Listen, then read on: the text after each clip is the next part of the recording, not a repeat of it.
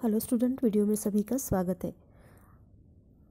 आज के वीडियो में हम देखेंगे हमारी जो 16 नंबर पर कविता है जिसका नाम है भोर और बरखा। अब भोर का मतलब क्या होता है? भोर का मतलब होता है सुबह और बरखा का मतलब होता है बारिश, वर्षा ऋतु। तो इस जो कविता की पंक्तियाँ हैं, ये जो पंक्तियाँ हैं ये मीराबाई ने लिखी हुई है। तो सबसे पहले हम पहला जो स्टैंजा है वो पढ़ेंगे। जागो बंसीवारे ललना, जागो मोरे प्यारे, रजनी बीती भोर भयो है, घर घर खुले किवारे।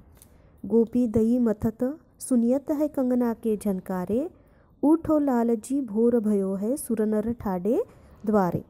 ग्वाल बाल सब करत कुलाहल, जय जय सबद उचारे, माखन रोटी हाथ मह लीनी, गौवन के रखवारे। मीरा के प्रभु गिरधर नागर, सरन आया को तारे। अब इन जो कविता की पंक्तियाँ दी हुई है, इन पंक्तियों में मीराबाई ने कृष्ण का वर्णन किया है। अब कृष्ण का वर्णन किया है, साथ साथ में मीराबाई ने जो कृष्ण की माता है या कृष्ण की माँ है यशोदा, वो कृष्ण को किस तरह नींद में से जगा रही है और उसको जगाने के लिए वो क्या क्या उसे कह रही है, ये सारी बातें मीराबाई ने इन पंक्तियों द्वारा हमें यहाँ पे बताई है। तो जो माता यशोदा है वो श्री कृष्ण को संबोधित करते हुए क्या क्या कह रही है? वो उससे कह रही है कि बंसीवारे ललना, मोरे प्यारे, लाल जी कहते हुए अपने पुत्र को यानी श्री कृष्ण को वो उठाने का प्रयास कर रही है। जागो बंसीवारे ललना, जागो मोरे प्यारे, इसका मतलब हे बंसी वाले श्री कृष्ण, हे मेरे प्यारे लाल, अब तो नींद में से जाग जाओ। रजनी बीती भोर भयो है, घर घर खुले किवारे, इसका मतलब रात तो बीत गई है, सारे जो नगरी के हैं जो द्वार भी अब यहाँ पे सारे लोगों के दरवाजे यहाँ पे खुल गए हैं, सारे लोगों ने अपने घरों के दरवाजे को खोलकर रख दिया है, रात बीत गई है, अब तो उठ जाओ। गोपी दही मथत, सुनियत है कंगना के झनकारे, जो गोपियाँ है वो दही को मथ कर मक्खन निकाल रही है और वो मक्खन निकालते निकालते जो उनके कंगना है, उनके जो बैंगल्स है, उसकी झनकार हमें यहाँ पे साफ सुनाई दे रही है। तो हे श्री कृष्ण, अब तो उठ जाओ, अब तो सुबह हो गई है। ग्वाल बाल सब करत कुलाहल, जय जय सबद उचारे, इसका मतलब सभी जो देवता है, मनुष्य है, तुम्हारे दर्शन के लिए द्वार पर खड़े हैं और जो ग्वाल बाल है, जो छोटे छोटे बच्चे हैं, जो ग्वाले हैं, वो इधर उधर दौड़ रहे हैं, कोलाहल मचा रहे हैं, खेल रहे हैं और तुम्हारे नाम का जय घोष भी कर रहे हैं। इसलिए हे श्री कृष्ण, अब तो उठ जाओ। माखन रोटी हाथ मह लीनी, गौवन के रखवारे, इसका मतलब माखन रोटी हाथ में लिए जो गायों को चराने वाले लोग होते हैं या गैयों को चराने वाले जो लोग हैं, वो माखन और रोटी हाथ में लिए गायों को चराने के लिए ले जा रहे हैं। ये सारी चीज़ें हो रही है क्योंकि सुबह हो गई है, इसलिए हे श्री कृष्ण, अब तो तुम उठ जाओ। मीरा के प्रभु गिरधर नागर, शरण आया तो तारे, इसका मतलब श्री कृष्ण अपनी शरण में आने वालों का उद्धार करते हैं, ऐसा यहाँ पे मीराबाई हमें बताती है। तो एक बार फिर से हम इन पंक्तियों का अर्थ देखते हैं कि माता यशोदा जो है वो श्री कृष्ण को संबोधित करते हुए कहती है कि हे बंसीवारे ललना, मोरे प्यारे लाल जी, अपने पुत्र श्री कृष्ण को उठाने का वो प्रयास कर रही है। माता यशोदा श्री कृष्ण को जगाने में अपने प्रयास में श्री कृष्ण से कुछ बातें कहती है और वे इस प्रकार है कि रात बीत चुकी है, सभी के घरों के दरवाजे खुल चुके हैं, गोपियाँ भी दही मत कर तुम्हारे लिए माखन निकाल रही है, द्वार पर देव और मानव सभी तुम्हारे दर्शन की प्रतीक्षा में खड़े हैं। तो हे श्री कृष्ण, तुम्हारे मित्रगण भी तुम्हारी जय जयकार कर रहे हैं, सभी अपने हाथ में माखन रोटी लेकर गाय चराने के लिए तुम्हारी प्रतीक्षा कर रहे हैं। इसलिए हे श्री कृष्ण, हे मोरे लाल, अब तो तुम जल्दी से उठ जाओ। तो इस तरह से पहला जो स्टैंजा है जागो बंसीवारे ललना, इस स्टैंजा में या इन पंक्तियों में जो श्री कृष्ण की माँ है यशोदा, वो अपने प्यारे श्री कृष्ण को उठाने के लिए तरह तरह की बातें उसे यहाँ पर बता रही है। एक बार फिर से मैं आपको समझाती हूँ कि माता यशोदा जो है वो श्री कृष्ण को संबोधित करते हुए कहती है कि अब तो सुबह हो गई है और रात बीत चुकी है, सभी ने अपने घरों के दरवाजे जो है वो खोल कर रखे हैं, सभी के दरवाजे खुल चुके हैं। गोपियाँ भी दही मथ कर माखन निकालने लगी है और वो माखन निकालते निकालते उनके हाथों में जो कंगन है उनकी आवाज़ें होने लगी है। तुम्हारे जो सभी मित्र हैं, तुम्हारे जो सभी साथी हैं, वो तुम्हारा इंतज़ार कर रहे हैं, तुम्हारे नाम का जय जय कर रहे हैं। और इतना ही नहीं कि सभी के हाथों में माखन और रोटी है और वो गाय चराने के लिए भी तुम्हारा इंतज़ार कर रहे हैं। तो इसलिए हे श्री कृष्ण अब तो उठ जाओ।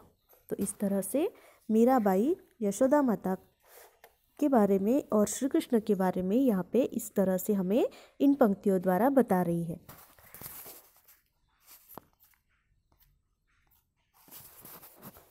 दूसरा जो स्टैंजा है वो देखिए। अब यहाँ पे जो इस स्टैंजा में जो है वो मीराबाई ने वर्षा ऋतु का वर्णन किया है। पहले स्टैंजा में क्या बताया है? पहले स्टैंजा में बताया है कि यशोदा माता जो है वो श्री कृष्ण को उठाने के लिए उसे क्या क्या बातें बताती है। और दूसरे स्टैंजा में दिया है कि मीराबाई जो है वो वर्षा ऋतु के आने पर या उसे पता है कि श्री कृष्ण आ रहे हैं तो उन्हें क्या क्या कैसा कैसा आनंद हो रहा है, उनके आनंद की कोई सीमा नहीं है और उनको क्या क्या मन में भावनाएं उमड़ रही है उनके मन में, वो सारी बातें इस स्टैंजा में बताई हैं। तो सबसे पहले हम कविता की पंक्तियाँ पढ़ते हैं। बरसे बदरिया सावन की मन भावन की, सावन में उमग्यो मेरे मनवा, भनक सुनी हरि आवन की, उमड़ घुमड़ चहु दिस से आया, दामिन दम के झरलावन की, नन्ही नन्ही बूंदन मेहा बरसे, शीतल पवन सुहावन की, मीरा के प्रभु गिरधर नागर, आनंद मंगल गावन की। तो मीरा ने जो वर्षा ऋतु के आगमन पर श्री कृष्ण के आने की संभावना व्यक्त की है, यानी मीराबाई को लग रहा है कि वर्षा आ गई है या वर्षा ऋतु आ गया है, बारिश हो रही है, तो श्री कृष्ण ज़रूर आएंगे। मीरा कहती है कि सावन के बादल बरसने लगे हैं। सावन के ये बादल जो है वो मन में बहुत सारी उमंगें लेकर आए हैं। बरसे बदरिया सावन की, इसका मतलब सावन से बादल बरसने लगे हैं। सावन की मनभावन की, इसका मतलब ये जो बादल देखकर, इस तरह का जो सावन देखकर मन में अनेक भावनाएं उमड़ रही है। सावन में उमग्यो मेरे मनवा, भनक सुनी हरि आवन की, इसका मतलब सावन आया है और मेरा मन ये कह रहा है कि हरि आवन की, इसका मतलब श्री कृष्ण आने वाले हैं। उमड़ घुमड़ चहु दिस से आया, दामिन दम के झर लावन की, ये जो सावन है वो चारों दिशाओं से उमड़ घुमड़ कर बरसने लगे हैं। बीच बीच में बिजली भी चमक रही है। दामिन इसका मतलब होता है बिजली, दम के यानी चमक रही है। तो दामिन दम के झर लावन की, इसका मतलब चारों दिशाओं से सावन बरस रहा है, वर्षा बरस रही है और बीच बीच में बिजलियाँ भी चमक रही है। नन्ही नन्ही बूंदन मेहा बरसे, शीतल पवन सुहावन की, इसका मतलब छोटी छोटी बूंदें धरती पर पड़ रही है और ठंडी सुहावनी हवा चल रही है। तो मीरा कहती है उसके प्रभु तो श्री कृष्ण है। सावन में उनके आने का समाचार सुनकर मीरा का मन आनंद से भर गया है। मीरा के प्रभु गिरधर नागर, आनंद मंगल गावन की, इसका मतलब वह मंगलमय गीत गा रही है। मीरा ने वर्षा ऋतु का सजीव चित्रण करते हुए श्री कृष्ण के प्रति अपना प्रेम व्यक्त किया है। तो इस तरह से जो दूसरा स्टैंजा है वहाँ पे मीराबाई कहती है, एक बार फिर से देखिए। तो मीरा ने वर्षा ऋतु के आगमन पर श्री कृष्ण के आने की संभावना को व्यक्त किया है। उन्हें ऐसा लग रहा है कि श्री कृष्ण शायद आ सकते हैं। तो आपको पता ही होगा कि मीराबाई श्री कृष्ण की कितनी बड़ी भक्त थी। तो मीरा कहती है कि सावन के बादल बरसने लगे हैं। तो सावन के ये बादल जो है बरसने लगे हैं, इसकी वजह से मन को बहुत अच्छे भी लग रहे हैं। आगे कहती है कि जब से उसने सावन में श्री कृष्ण के आने की बात सुनी है, तब से उनका मन जो है वो उमंग से भर गया है, नया उत्साह उनके मन में भर गया है। अब बादल जो है वो चारों दिशाओं से बरसने लगे हैं, उमड़ घुमड़ कर वो चारों दिशाओं से बरसने लगे हैं और बीच बीच में बिजली भी चमक रही है, ठंडी ठंडी सुहावनी हवा चल रही है। और मीरा कहती है कि उसके प्रभु तो श्री कृष्ण है। तो सावन में उनके आने का समाचार सुनकर मीरा का जो मन है वो आनंद से भर गया है। वह श्री कृष्ण के आने के लिए या उनके आगमन पर मंगलमय गीत गा रही है।